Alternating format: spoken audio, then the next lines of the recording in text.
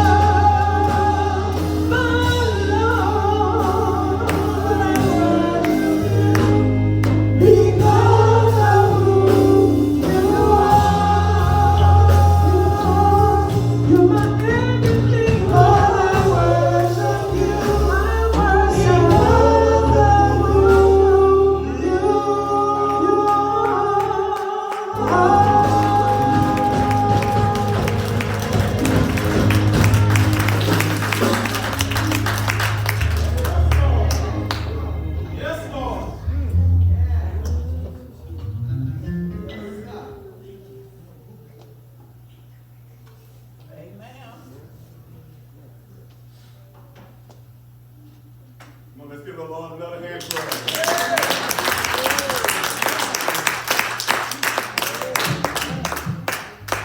I know about you all, but God is good.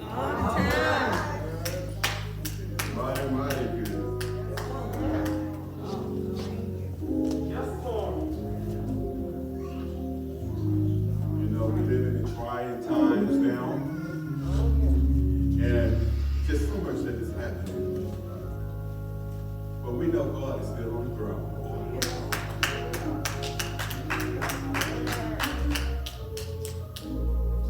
I just praise God and just thank God for his goodness, and I just thank him for how he has blessed me in my life, and how he has blessed my family, and even you. He's just that kind of God. You know, each of us as individuals, we are unique and different. Yet our God is so awesome. He acknowledges all our needs. I don't care where you are or what you need, wherever you need, our God is there.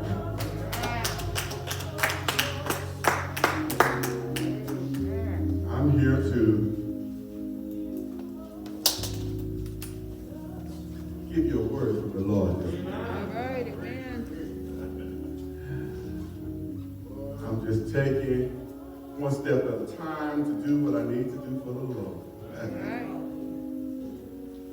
First, giving honor to my Lord and Savior Jesus Christ,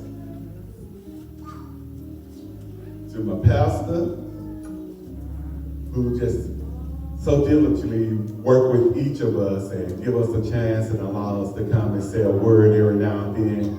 I thank you, Pastor. And to our great first lady, behind every good man, you know it's a woman.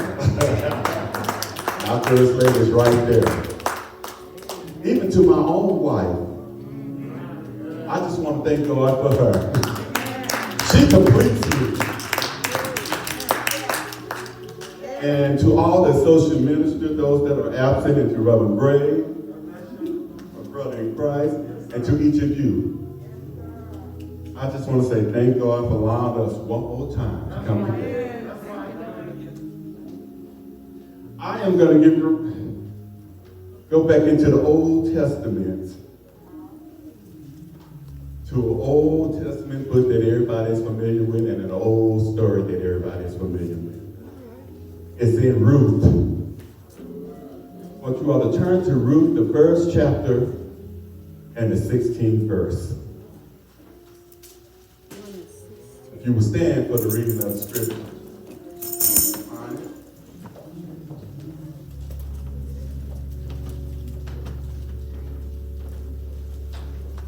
Again, Ruth, the first chapter. And we're just going to read one verse, the 16th verse.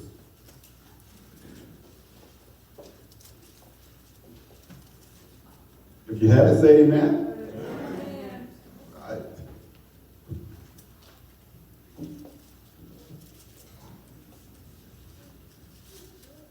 Let us begin. And Ruth said, entreat me not to leave thee, or to return from following after thee.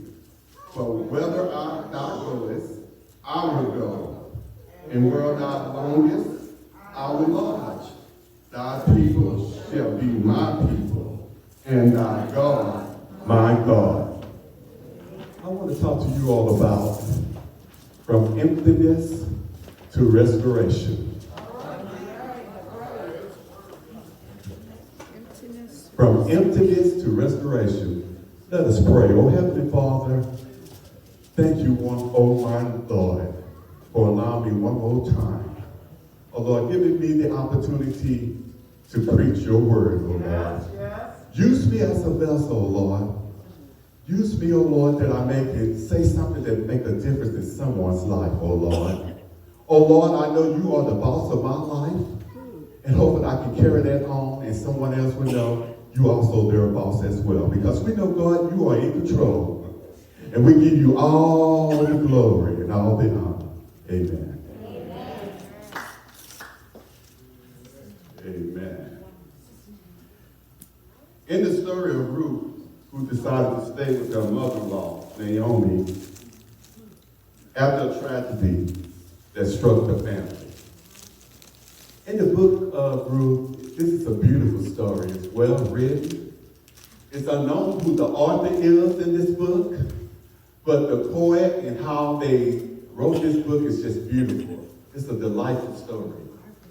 It's a story that's kind of hard to really preach, but I'm going to do my justice to it because it's a story about life trials and tribulation. Something that we all can go through. The setting for the story, Elimelech, Naomi and their son traveled from Bethlehem to the land of Moab because of a famine. After her husband died, Naomi returned to Bethlehem, the house of bread, with her daughter-in-law. Now, Naomi was going through some changes because in the past 10 years for her, during that time, Naomi lost her husband and her 2 sons. And Naomi's like, what am I going to do? I no longer have my husband, now my 2 sons are gone. Every man that she loved, she lost. Now that's something to go through all of a sudden. Because you know when tragedy hits you or death hits you, you know you don't have the control of that because it's in God's will. So she found herself at completion at a stage where her life was really over. But guess what? Nothing just happened. Say, nothing just happened. Nothing just happened. Things happen for a reason. Things happen for a reason. And Naomi didn't understand why she was going through what she was going through. So in part 1, you know, Naomi and Ruth returned to Bethlehem. And, you know, Naomi tells her Moabite daughters, Oprah and Ruth, to stay in Moab and go back to your own family. You don't have to follow me. Just go, you know, it's nothing I can do for you. You know, all my family is gone. Go and start your life over. And you can have a family of your own. Don't worry about me. And you know, sometimes when things like that happen to us, we do get in a state of mind where we don't want to move on. We just want to give up, give in, and say why. But guess what? Naomi kept going, and she had to live through that. And some things we got to keep going and live through it. And we don't understand, you know, the walk of our life sometimes, but we have to still live through it because God has a way of doing things.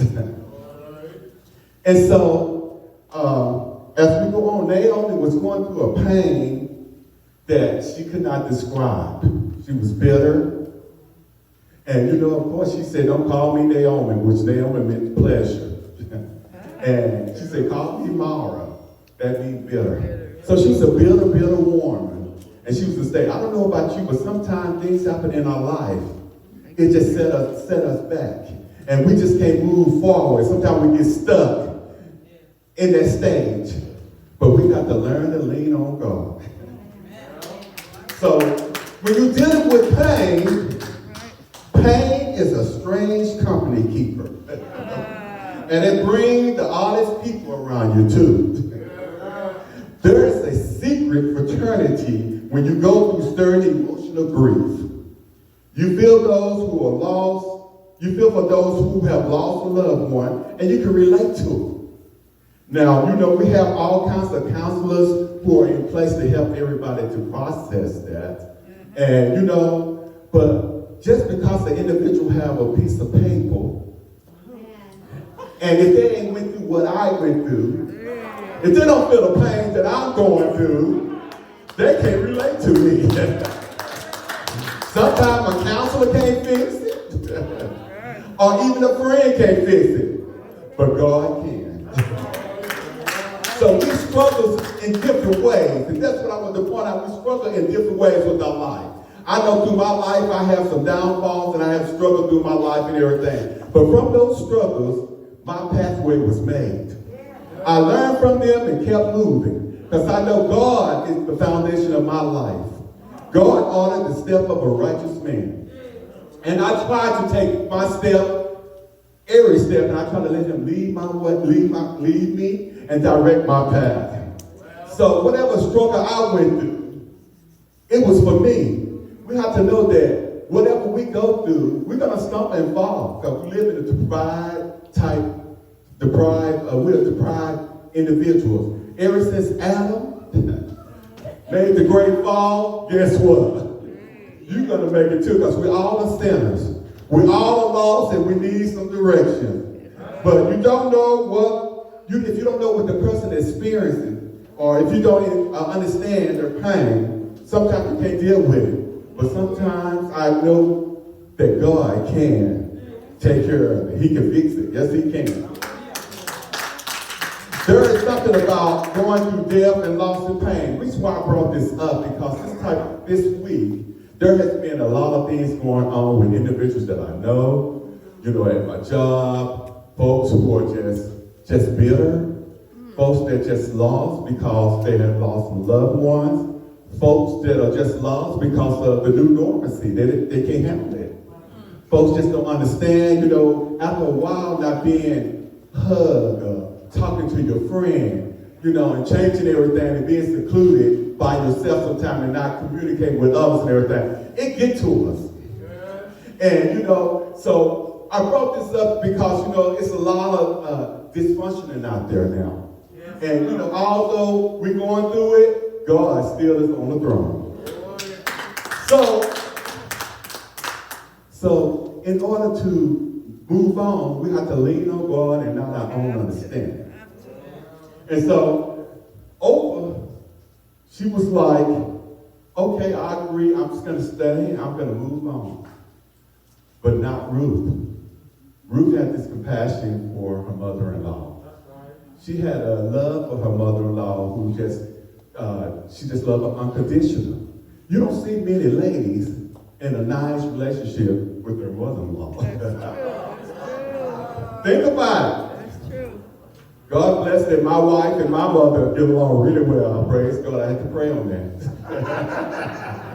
But you just don't see that. You don't see the love that Ruth shows Naomi, and how she just like, I'm there for you. Wherever you go, I'm going with you. And, she was just right there by her side. And some people don't understand relationships like this. It's kind of like, even with the theologians and everything, they try to analyze this and say, is she loving her because of the flesh? No, Naomi was an old woman. It wasn't about the flesh. It was just all about, she felt appropriate and just loved her because she was there for her. It's kind of almost like it's the same relationship as Jonathan and David. Jonathan and David had a relationship that they was really close, and Jonathan was really, really close to David. And people in theologians don't understand when you just follow someone like that.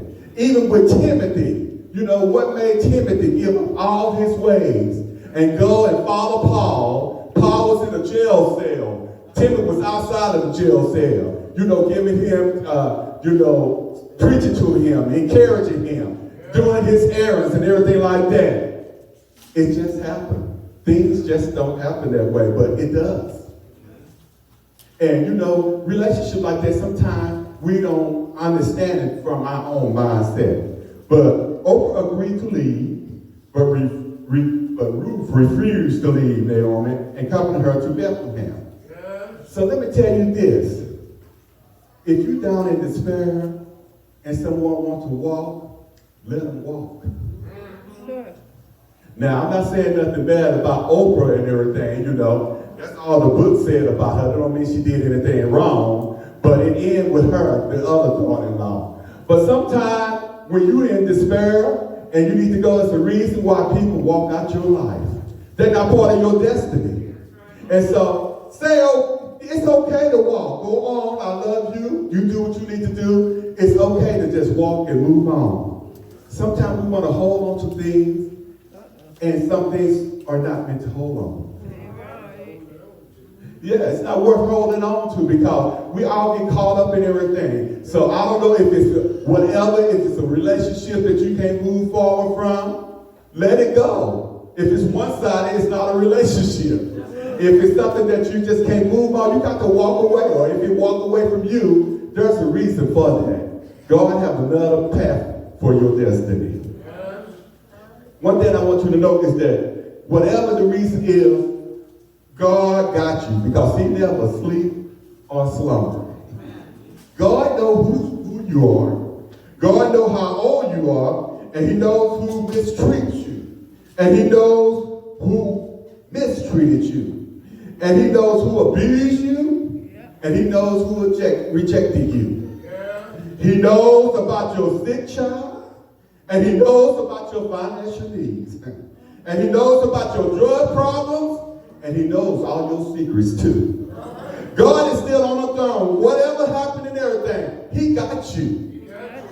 He got you in his heart. He got you real, and he wants you to carry him in your heart. And Naomi experienced this severe hardship, and she just felt that she didn't understand, why she was going through. She was asking questions like, why? Why me? Why take all the men in my life? But things happen. So as we move on to part 2, Ruth finally gets to Bethlehem with Naomi. And she decided to go to a field to kind of help out with Parkway. And she didn't realize her blessing was on the way. Sometimes we end up in situations, in new places, somewhere where we just don't understand the change is coming. And we don't know why we're here. We don't know why we're in people's life. But that's just part of life. Just like with us today, we're fellowshipping together. We are joining our life and connecting in Christ to fellowship with one another. And believe it or not, we all are connected in Christ. And believe it or not, it's the reason why we all came together in our pathway of life. For instance, it's the reason why I'm under Macduff's leadership. Macduff is our shepherd. And it's the reason why we're going through the stage what we're going through. And sometimes we don't see our blessings coming. And sometimes we don't understand why we have to go through what we go through to get our blessings. But guess what? Restoration is on its way.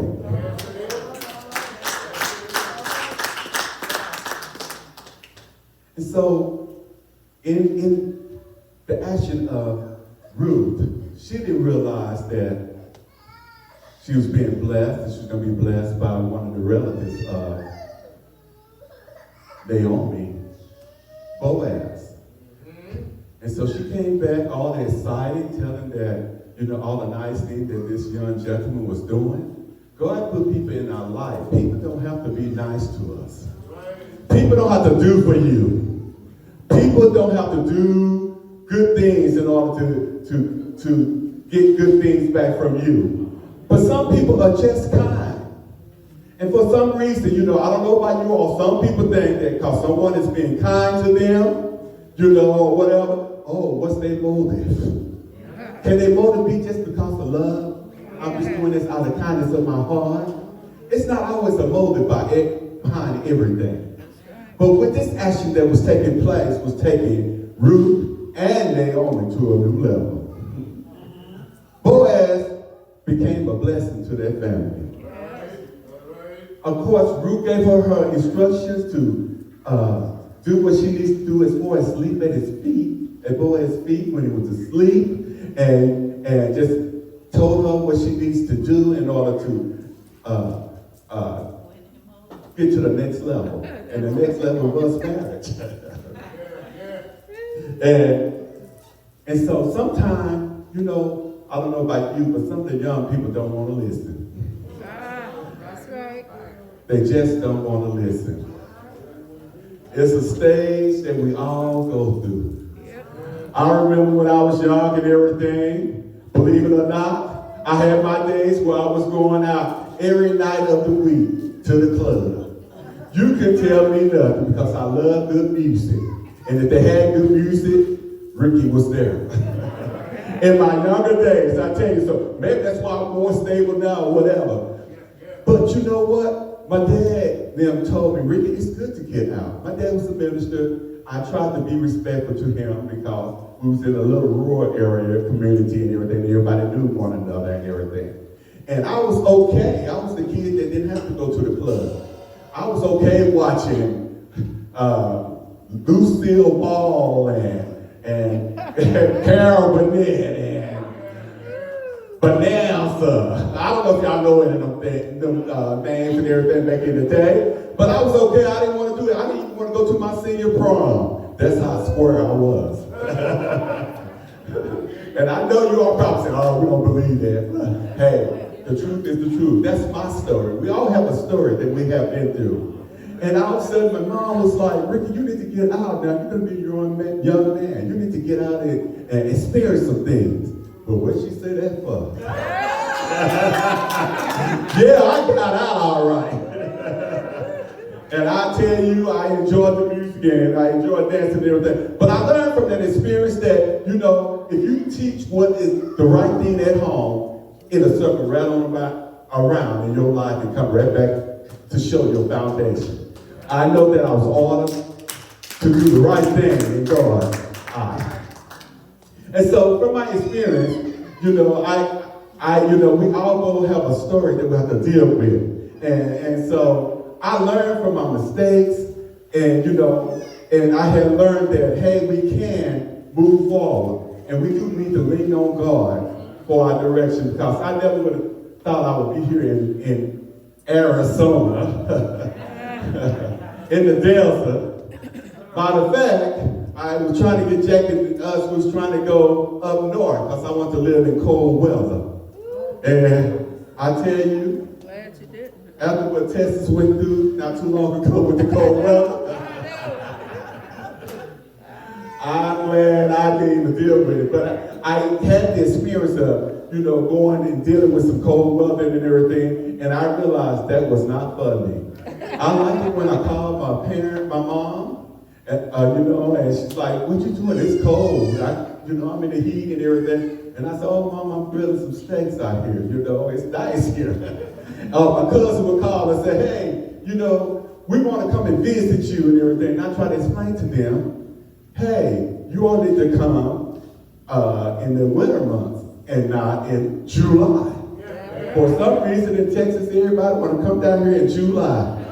And I'm like, no, come during the winter months where it's really nice. It's cold then, it's cold there, not here. But we have to understand that wherever we go, there's a season. In time, you know, there is time for, you know, us to grow old. There's time for, you know, a new season. There's time for a new change. And sometimes we're not flexible in dealing with those issues. But in order to receive your blessing, you have to move to the next level. And restoration is coming for Naomi. Getting back to the story, because, you know, she learned to move on, although she saw some hope with Ruth and this new marriage coming forward. And of course, she was, you know, just aware of, hey, God is still on the throne. So the application to this story, why did I bring this story up? You know, when you apply for a job, you have to apply on an application, right? And so I try to look at the Bible when I read and everything, or how should I apply that to my life? Whatever scripture I'm relating to, or what should I do to kind of help apply that to my situation, my circumstances, in order to help me to get through. So I learned from this story is a relationship where the greatest bond was their faith in God. You got to have faith in God. I learned to apply that in relationship, a strong mutual commitment, you have to have communication. I learned that a relationship in which each person tried to do what was best for the other, you got to learn how to lean on God. Even in times of crisis and deep despair, there are those who follow God and through whom God works. No matter how discouraged the world may seem, there are also people who follow God. He will use anyone who is open to him to achieve his purpose. Despite of our fascination with the character of Ruth, Naomi, and Boaz, God is the primary actor in this drama. God is the final character who is putting everything into place. God is the one dealing with ordinary people like you and I with this storyline. Even though human beings are free moral agents, God's unseen hand directs events to accomplish his purpose. You know, sometimes we think because we're in control of our life and we are selfish in some things we do, we think God is not in control. But God is in control of your life. He will direct your path, and if he needs to get your attention, he knows how to get your attention. He knows how to make us recognize who he is.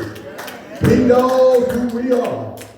And that's why, thank you, Sister Maddie, because of glory, because of God, I give him glory. Because of who he is, I give him praise. Because God is sure enough good. Ruth remained loyal to Naomi. Ruth gleaned in Boaz's field. Ruth followed Naomi's plan.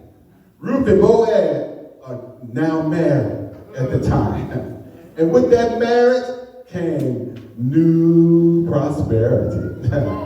With anything new, sometimes we just keep leaning. As long as we lean on God, we're doing the right thing. We pray, we repent, we on God, see our efforts, and he honor our efforts. I don't know about you, but I know God honor my efforts. When it starts tiding, things start falling in place. Stewardship is the main thing in life. When I try to do whatever I need to do right, God honor my efforts. And I don't know about you, loyalty, love, kindness, the value of persons, and the need to understand one another stand clearly in this text. God's provision of a kinsman redeemer in Boaz is preamble to God's gracious provision of Christ, sent to forgive, restore, and renew. So go and listen to Naomi, because Naomi at the time in her business, her and her two daughter-in-law, they both was weeping and in bitterness because they have lost their loved one. Naomi lost her husband, their two sons.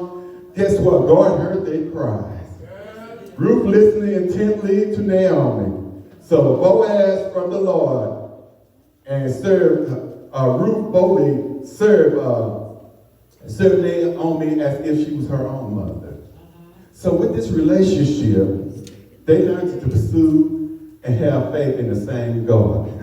They learned to see how God can move through things like nothing else can. I don't know about you, but I don't know if you haven't been in the low stage where you have to say, God, you got to show me the way. I don't know if about you, if you have been where, you know, some of you, if your life been perfect, you can relate to my story, what I'm trying to tell you through this storyline. But I want to tell you, I know there has been some ups and downs in my life. I want to tell you that God is still on the throne. I want to tell you that God has made things out of nothing. And thank you. Just let you know that nothing still happened. Nothing just happened. Because, you know, things happen and we don't understand why it happened, but God's will, things just happen. So I don't know about you, if you ever just need to lean on God sometime, or if you had a situation that you just didn't know how you was going to get to the next step or the next level. You didn't know if you wanted to get up the next morning. You didn't know if you wanted to go to church. You didn't even know if you wanted to say hello or good morning to whoever you meet that first time in the morning. I just want to tell you that God has a way of helping you get through it all. I don't know about you, but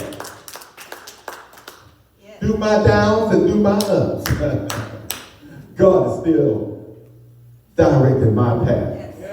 God is my deliverer. God is my redeemer. God already has something in plan for all of us. Sometimes I don't understand why am I speaking today and everything. I would never find you asked me this 20 years ago, I would have never said, no, I just play the organ. I would just say, I just play the organ. You're not going to find me preaching or trying to say what God has done in my life. But what God did in my life and everything, my light is shining. My life is shining in a different way. My life is shining when I see in the pictures and everything. They come up and ask you, say, you so mysterious. I said, I am? Yeah, you just seem to have peace all the time. Well, I want to tell you, ever since Jesus made a difference in my life, guess what?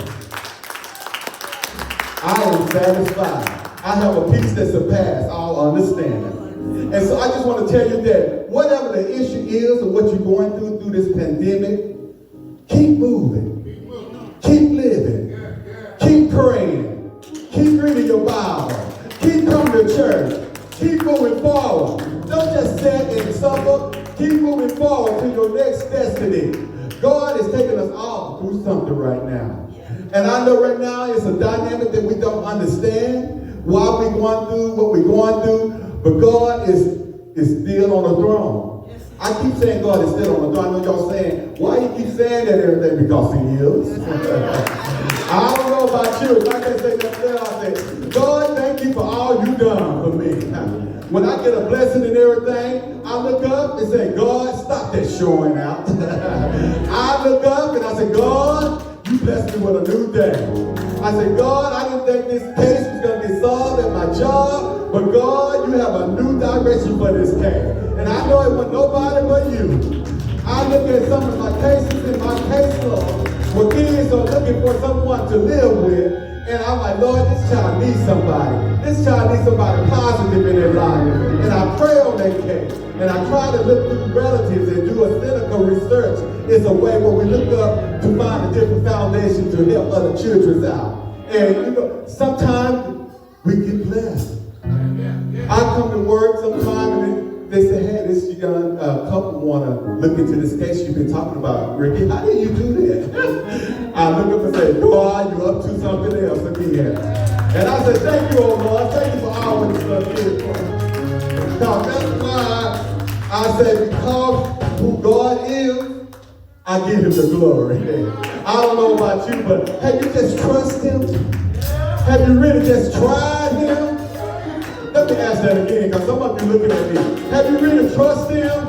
I know a lot of us have trust issues, but have you really tried him? Sometimes you go through things and you're just like, I don't know what to do about my situation. I don't know what to do about my circumstance. But God do. God know how to fix it. And I don't know about you, but I know God is God. And we don't understand his ways sometimes, and we don't have a mindset like God. But God has a way of showing us our direction, showing have a vision for us. And you got to have a vision for yourself. Sometimes we don't have a goal in our life, but you know, we all got to have a mission. We all got to have rules for ourselves in order to move forward. If you're not moving forward, guess what? You don't have no vision or no mission for yourself. But God gives us all mission. He sent his only begotten son for us. And I'm so glad Jesus. Jesus died on the cross for all of us. And he died and he is our Redeemer because he is our Savior. And I would like to say that, you know, I just thank God for Jesus because I don't know where I will be. When I was blind, I was put in some situations that I can control. When I was lost, I didn't have no direction, and all I had to do is to rely on other friends and things. Guess what? All friends are not for you. I had to learn situations through things that I went through.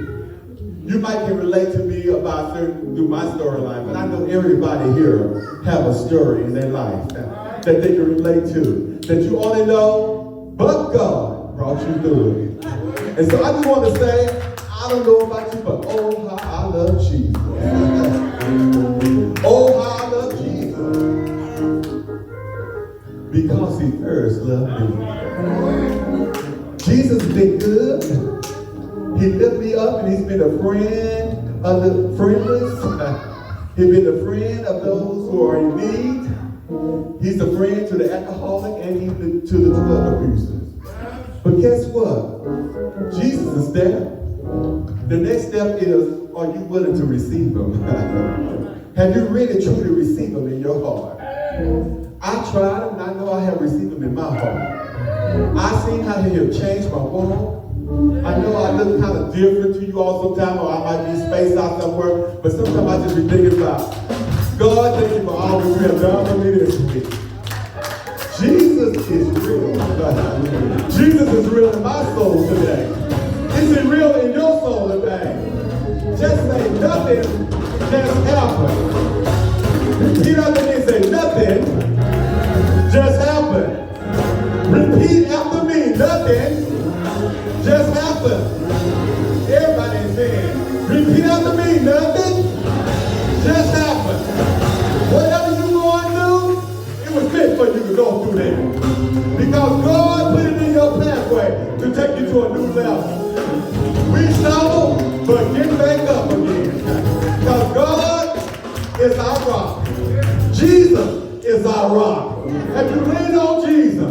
Sometimes when you get up, you have to look forward. And Jesus, just say, Jesus, put the rock in front of my rock to help me to get to the next level. I know I'm glad. I'm glad Jesus died on the cross. And the blood that still covers each of us today still stands. And I don't know about you, but sometimes we just have to have a discussion of where we're at and about our relationship with God, to make sure that we're on the right path, that we are receiving his grace and mercy in our everyday life. I apologize that I'm not hooping and doing all of that, but sometimes we just need to talk about the reality of life and relate it to the Bible as far as scripture and apply it to our life. A lot of us, sometimes we hear it and then we go home to our everyday business and don't really apply the word to our life.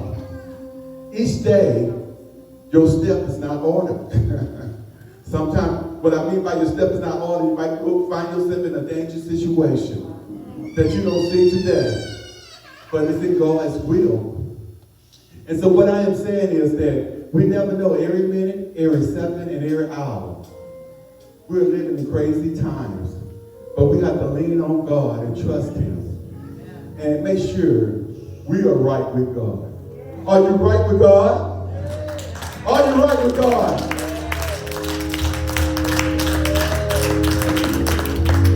That's why I give total praise to him. We're going to open doors of the church. I hope I said something to someone. We're going to have an invitation right now.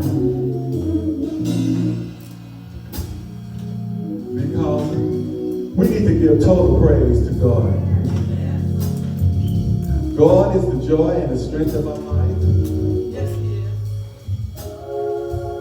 And we need to realize that. When we sleep in our bed and unconscious and everything, we didn't know what was going on. But guess what? God was watching over us. So I'm going to sing this little song for the invitation, total praise. You are the source of my life. You are, and oh Lord, yes you are, the strength of my life.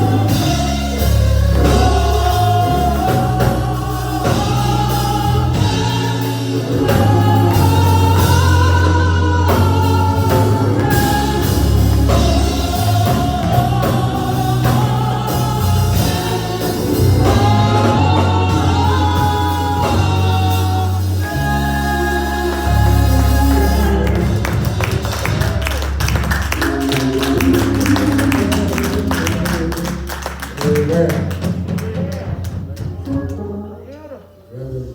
Gholston, that wonderful, heart-wrenching, soul-touching message. Amen. Amen. He reminded us he gave us keepsakes.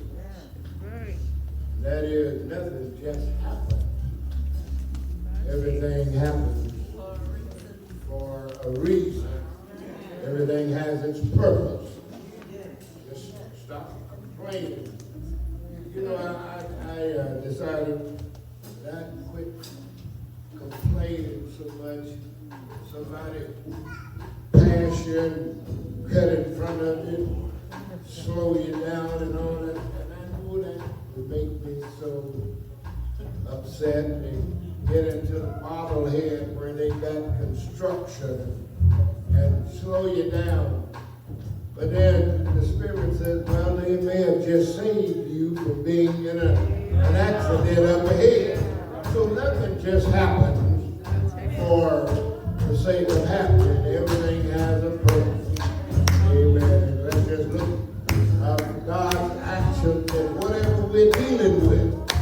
And when we see His hand in it, then we'll be able to appreciate what He's doing even more.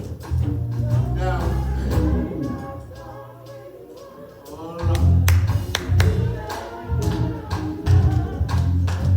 He's an awesome Yeah. Everybody know He's on time.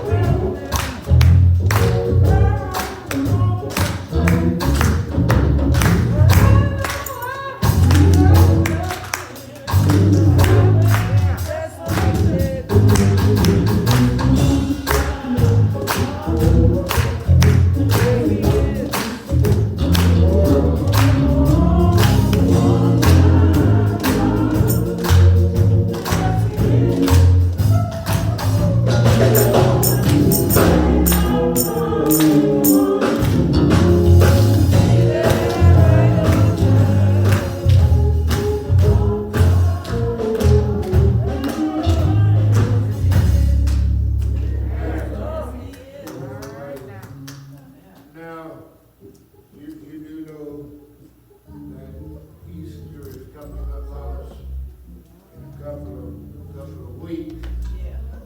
Easter is the first Sunday this term, and I've been kind of talking with our associates to see if we wanted to try to do our Good Friday service. I wanted to involve you. No use of us coming if you're not going to be here. So is it your pleasure to have our Good Friday service? If not, we'll just kind of keep going as we are, taking it slow. If you want to have our Good Friday service, we'll put something together. Amen. I don't hear nobody. Ah.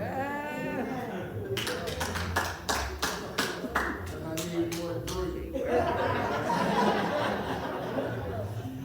Amen. Amen. All right. I guess that means you ain't got it. So, we'll just do our Easter. Not sure about our sunrise service. I'll get a call back on that. I think those churches that are involved with us on our sunrise service, I think they're still in virtual mode. Before I call that, I'll let them speak for themselves. I'll get a call back later this evening. And but I know we'll have Easter Sunday morning service.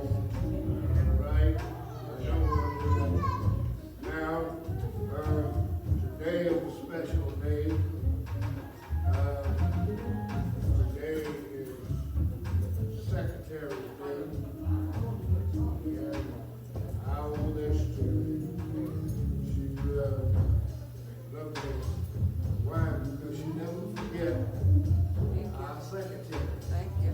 She always reminds me.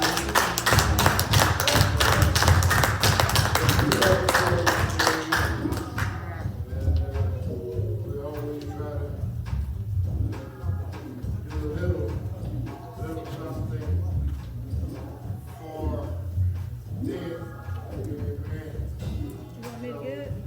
We have faithful and dedicated secretaries, Sister Valdez, who is our They membership know they gotta go that walk. coordinator. And if you want to know anything about the membership, you ought to be able to go to Sister Valdez, and she ought to find something in the records. Amen. Greenleaf also works with her in that department and others. And of course, Patricia Robinson, and these young ladies kind of help keep things going. So Sister Valdez, here's a little card for you, old secretary today.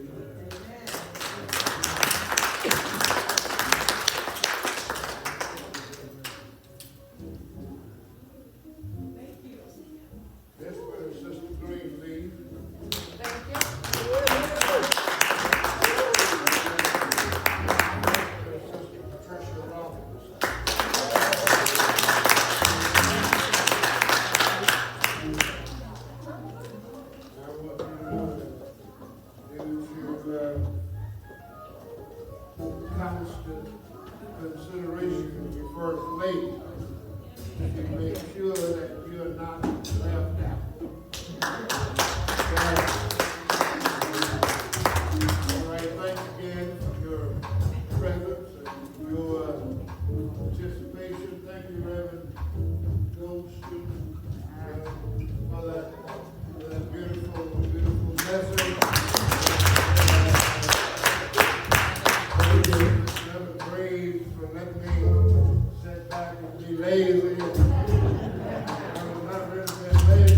Just trying to keep it on bone. And so now we're ready to let you go. And we're coming back. Give us our benediction. Let us stand.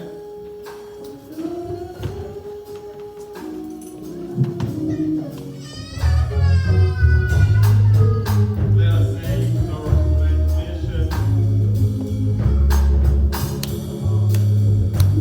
Let the church sing. Let the church sing. God is spoken. Let the church